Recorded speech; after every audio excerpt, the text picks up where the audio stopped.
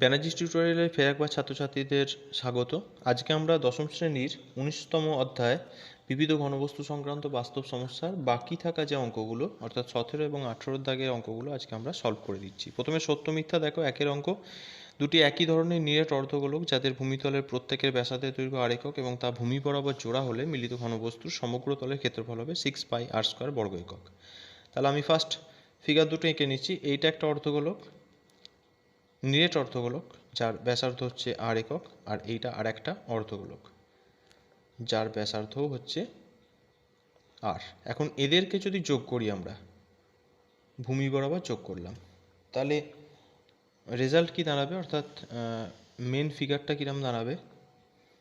Main ফিগারটা দাঁড়াবে ঠিক এই ধরনের, অর্থাৎ একটা পূর্ণ গোলক দাঁড়িয়ে যাবে। আমি ছবিটা কমপ্লিট করি, এই রকম। অর্থাৎ ফিগারটা 3 ডাইমেনশনাল, আমি 2 ডাইমেনশনাল এঁকে বোঝাবার চেষ্টা করেছি। এটা একটা পূর্ণ গোলক দেখো দাঁড়িয়ে যাচ্ছে, যার ব্যাসার্ধটা হবে কিন্তু আর। অর্ধগোলকের সমগ্র তলের ক্ষেত্রফল আমরা জানি 3πr²। তাহলে 3πr² প্লাস 3πr² দেখে মনে হচ্ছে যেন 6πr², ভুলটা এই জায়গাতেই হয়।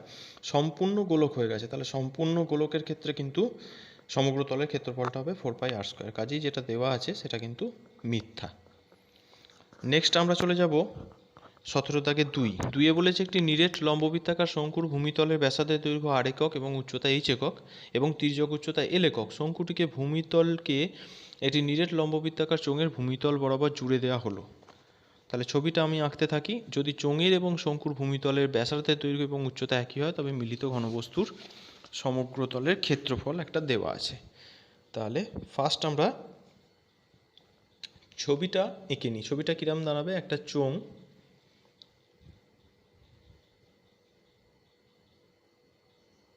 একটা চোঙের ভূমিতলকে, অর্থাৎ এই যে বৃত্তাকার যে শেপ দুটো আছে তার যে কোনো একটা উপরটা ধরে নিই, এটাকে শঙ্কুর ভূমিতলের সঙ্গে জুড়ে দেওয়া হলো। অর্থাৎ এই ধরনের দেখতে হবে, অনেকটা তোমাদের যে উড পেন্সিলের মতো। তাহলে ভূমিতলের ব্যাসার্ধ হয়ে গেল আর, শঙ্কুর পার্শ্ব উচ্চতা বা তির্যক উচ্চতা হচ্ছে এল, আর শঙ্কুর উচ্চতা হচ্ছে এইচ।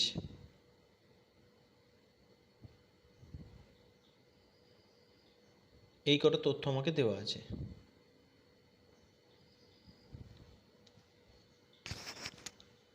তাহলে শঙ্কুর সমগ্র তলের ক্ষেত্রফল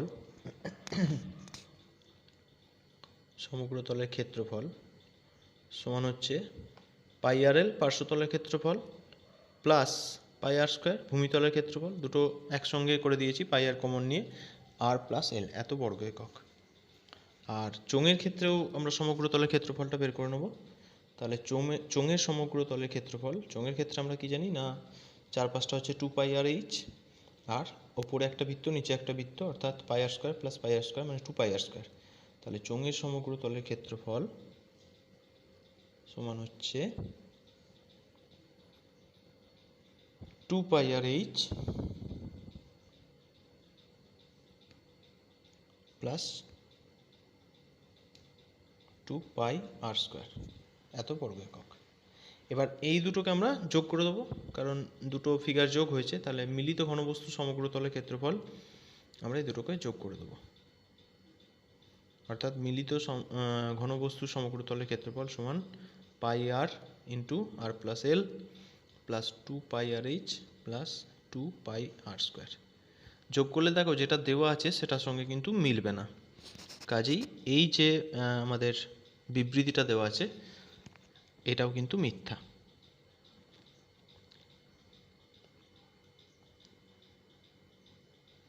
তাহলে শঙ্কুরটা লিখে নিলাম, প্লাস চোঙেরটা যোগ করে দাও। যোগ করলে যেটা দেওয়া আছে সেটার সঙ্গে দেখবে মিলবে না, একটা টার্ম মিলবে না। যেটা 2πr² দেওয়া আছে ওটা 3πr² হতো, তাহলে কিন্তু সত্য হতো। তাহলে এটা হচ্ছে গিয়ে কি না, মিথ্যা। এই প্রসঙ্গে বলে রাখি আমি, এর আগের ভিডিওয়ে 9 দাগের অঙ্কটা একটুখানি সমস্যা আছে, ক্যালকুলেশানটা একটুখানি ভুল হয়ে গেছিলো। আমি ভিডিও লিঙ্কটা এর সঙ্গে দিয়ে দেবো, আমি ওখানে ডেসক্রিপশান বক্সে লিখেও দিয়েছি। তা 9 অঙ্কের ওটা 8 হবে, লাস্ট যে উত্তরটা, গুণটা ভুলবশত অসতর্কতার কারণেই হোক বা যে কোনো অসাবধানতার কারণেই হোক ওটা 8-এর জায়গায় 6 করে ফেলেছি। ওটা কিন্তু তোমরা একটু কারেকশান করে নিও। নেক্সট আমরা চলে যাচ্ছি সি এর দাগের একের অঙ্কে শূন্যস্থান পূরণ। একটি নিরেট লম্ববৃত্তাকার চোঙ এবং দুটি অর্ধগোলকের ভূমিতলের ব্যাসার্ধের দৈর্ঘ্য সমান। দুটি অর্ধগোলককে চোঙটির দুটি সমতলে আটকে দেওয়া হলে নতুন ঘনবস্তুর সমগ্রতলের ক্ষেত্রফল সমান একটি অর্ধগোলকের বক্রতলের ক্ষেত্রফল প্লাস ড্যাশ বক্রতলের ক্ষেত্রফল প্লাস অপর অর্ধগোলকটির বক্রতলের ক্ষেত্রফল। তাহলে ছবিটা আঁকলে অঙ্ক ক্লিয়ার হয়ে যাবে। ছবিটা আমি এঁকে নিলাম, দেখো এই ধরনের ছবিটা হবে। তাহলে উপরে হচ্ছে একটা অর্ধগোলকের বক্রতলের ক্ষেত্রফল, মাঝেরটাই আছে ড্যাশ বক্রতলের ক্ষেত্রফল, তাহলে চোঙের বক্রতলের ক্ষেত্রফল হবে প্লাস লাস্টেরটা হচ্ছে অপর অর্ধগোলকের বক্রতলের ক্ষেত্রফল। তাহলে শূন্যস্থান হবে চোঙের বক্রতলের ক্ষেত্রফল। নেক্সট দুয়েরটা একমুখ কাটা একটি পেন্সিলের আকার, পেন্সিল এই উপরের ছবিটাতেই দেওয়া আছে, দেখো উপরটা শঙ্কু আর নিচটা তাহলে চোঙ, তাহলে চোঙের সমন্বয় আগের অঙ্কের ছবিটাই দেখে নেবে। 3 নম্বর একটি নিরেট গোলককে গলিয়ে একটি নিরেট লম্ববৃত্তাকার চোঙ তৈরি করা হলো। গলিয়ে কিছু তৈরি করা এরকম যদি পরিস্থিতি উদ্ভূত হয় তাহলে দুটোর আয়তন কিন্তু সেম, অর্থাৎ চোঙের আয়তন এবং গোলকের আয়তন সমান হবে।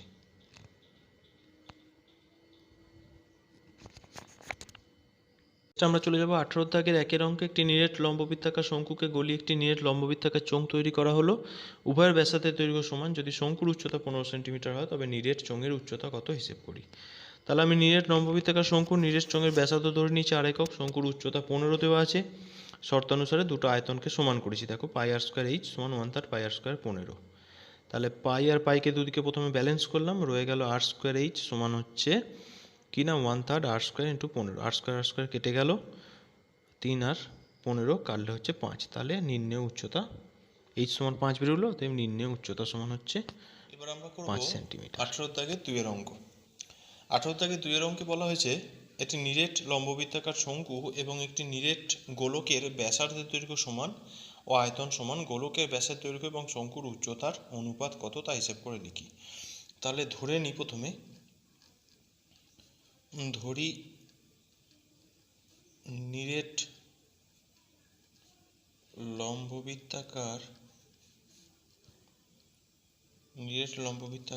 শঙ্কু ও নিরেট গোলকের ব্যাসার্ধ সমান আর একক। যেহেতু সমান বলেছে দুটোই, আর কি বলা হয়েছে না, আর বলা হয়েছে আয়তন সমান। তাহলে প্রশ্ন করা হয়েছে শঙ্কুর গোলকের ব্যাসের দৈর্ঘ্য এবং শঙ্কুর উচ্চতার অনুপাত। তাহলে ধরি শঙ্কুর উচ্চতাটা ধরে নিই, উচ্চতা সমান হচ্ছে এইচ একক। এখন ব্যাসের অনুপাত আর উচ্চতা অনুপাত চেয়েছে, যেহেতু ব্যাসার্ধটা আমি আর ধরেছি, উচ্চতাটা এই ব্যাসটা আমরা ধরছি না, কারণ ব্যাস সমান 2r আমরা জানি, ব্যাসার্ধের দ্বিগুণ হচ্ছে ব্যাস। এবার আয়তন সমান বলেছে, তাহলে প্রশ্নানুযায়ী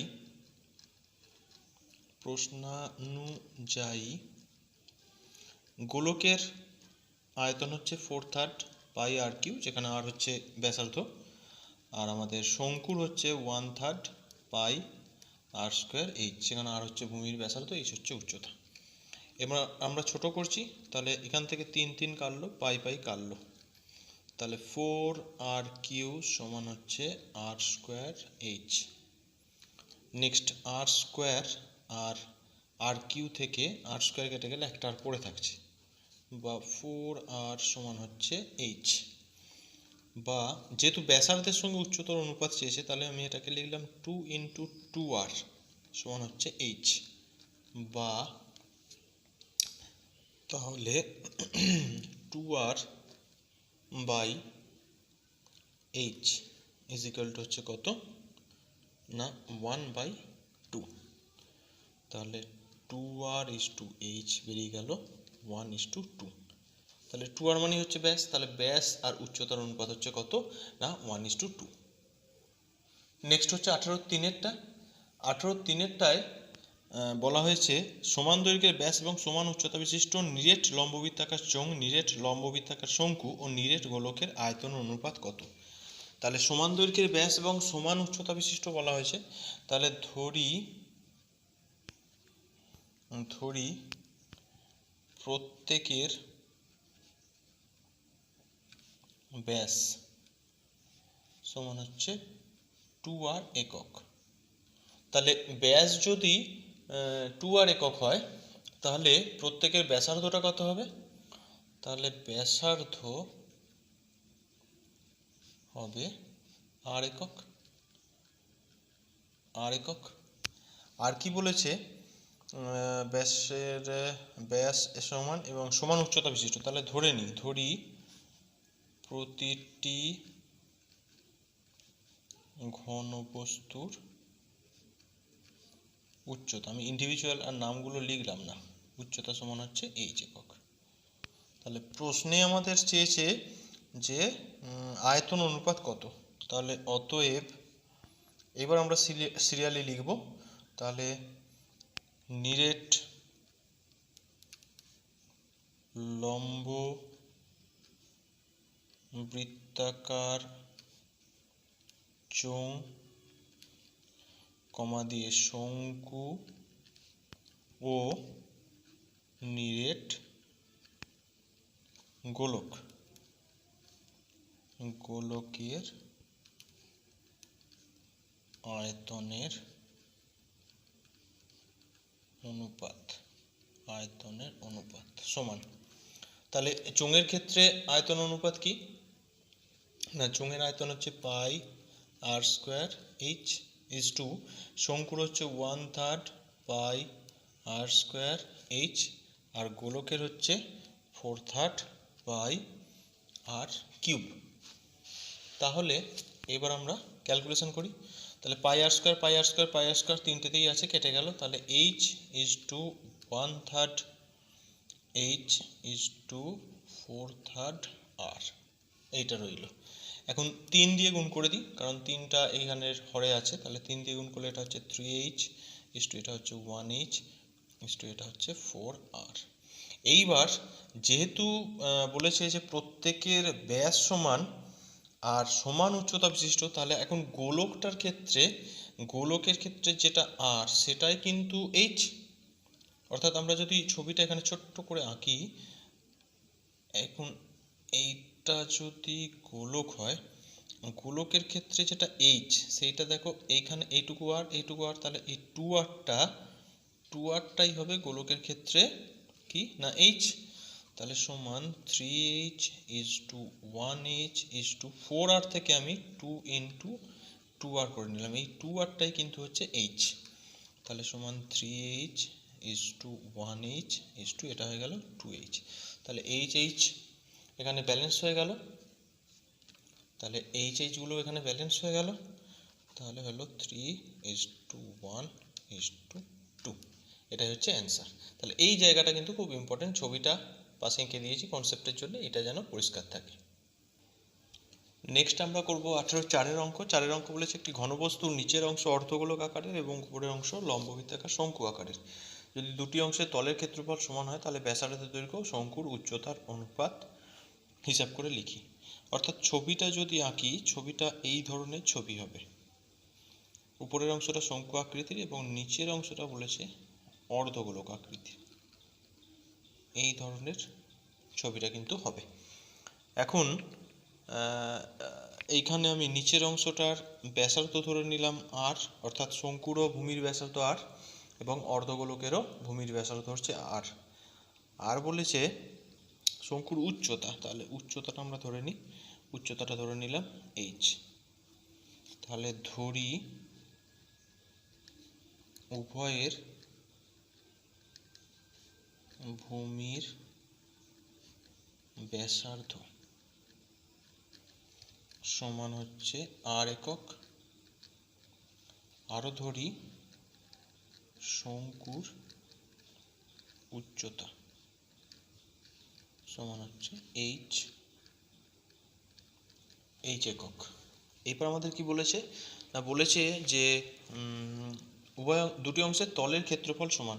তাহলে শঙ্কুর তলের ক্ষেত্রফল হচ্ছে পাই আর এল, এইটা সমানই হচ্ছে এই অর্ধগোলকটার হচ্ছে 2 পাই আর স্কোয়ার। এখান থেকে বলেছে আর ইজ টু এইচ। এখন এল আগে আমরা ব্যালেন্স করে নিই, পাই দুদিকে কেটে গেল, আর কেটে গেল। তাহলে এল সমান পড়ে থাকছে 2 ইন্টু আর। এদিকে পাই পাই কেটে গেছে, একটা আর কেটে গেছে। এখন এলটাকে আমাকে ট্রান্সফার করতে হবে। এখন এল মানে হচ্ছে এইটা, সমকোণী ত্রিভুজ। সমকোণী ত্রিভুজের এল মানে হচ্ছে, আমরা আগে প্রচুর অঙ্ক করে এসেছি শঙ্কুর। এল সমান হচ্ছে √/h² প্লাস আর স্কোয়ার সমান হবে এটা 2r। তাহলে এই রুটটাকে যদি আমরা তাড়াতে যাই তাহলে উভয় পক্ষের বর্গ করে নিতে হবে। তাহলে উভয় পক্ষের বর্গ করলে এটা হয়ে যাচ্ছে h² প্লাস আর স্কোয়ার সমান হচ্ছে 2r এর হোল স্কোয়ার। ঠিক আছে, তাহলে নেক্সট h² প্লাস আর স্কোয়ার সমান 2r এর হোল স্কোয়ার মানে হচ্ছে 4r², বা h² এদিকে রাখলাম, 4r² মাইনাস r² মানে হচ্ছে 3r²। এখানে আমি দুটো শূন্য দিলাম, পরীক্ষার সময় কিন্তু তোমরা দুটো সমান দিলাম, পরীক্ষার সময় তোমরা এক লাইনে দুটো সমান দেবে না। বা প্রশ্ন বলেছে r/h, তাহলে 3r²টাকে এদিকে আনি, 3r² সমান হচ্ছে h², বা r²/h² সমান হচ্ছে 1/3, বা এখান থেকে আমরা কি পাচ্ছি, r/h সমান 1/√3। ব্যাস, তাহলে r/h সমান হচ্ছে 1:√3। তাহলে শঙ্কুর ভূমির ব্যাসার্ধ এবং উচ্চতার অনুপাত বেরিয়ে গেল কত না, 1:√3। নেক্সট আমরা চলে যাব এই অধ্যায়ের শেষ অঙ্ক, অর্থাৎ 18 দাগের 5-এর অঙ্কটা। বলেছে একটি নিরেট লম্ববৃত্তাকার শঙ্কুর ভূমিতলের ব্যাসার্ধের দৈর্ঘ্য একটি নিরেট গোলকের ব্যাসার্ধের দৈর্ঘ্যের সমান। গোলকের আয়তন শঙ্কুর আয়তনের দ্বিগুণ হলে শঙ্কুর উচ্চতা ও ভূমিতলের ব্যাসার্ধের দৈর্ঘ্যের অনুপাত কত লিখি। তাহলে প্রথমেই বলা হচ্ছে শঙ্কুর ভূমিতলের ব্যাসার্ধ দৈর্ঘ্য নিরেট গোলকের ব্যাসার্ধ দৈর্ঘ্যের সমান। তাহলে ধরি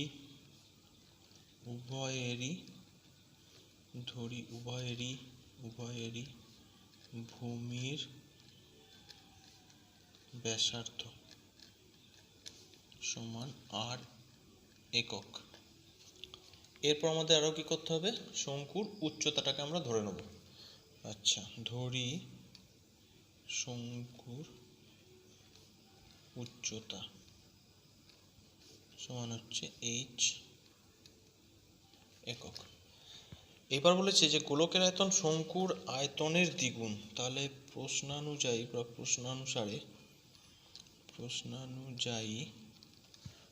গোলকের আয়তনের ফর্মুলা 4/3 পাই r3। এটা বলেছে শঙ্কুর আয়তনের দ্বিগুণ, শঙ্কুর আয়তন কি 1/3 পাই r²h, এর দ্বিগুণ, তাহলে এইটা ইন্টু 2।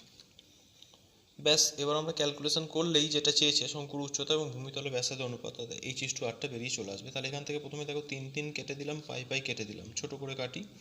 তাহলে পড়ে থাকছে 4r³ সমান এদিকে হচ্ছে 2r²h, অর্থাৎ 3 কেটে দিলাম, পাই কেটে দিলাম।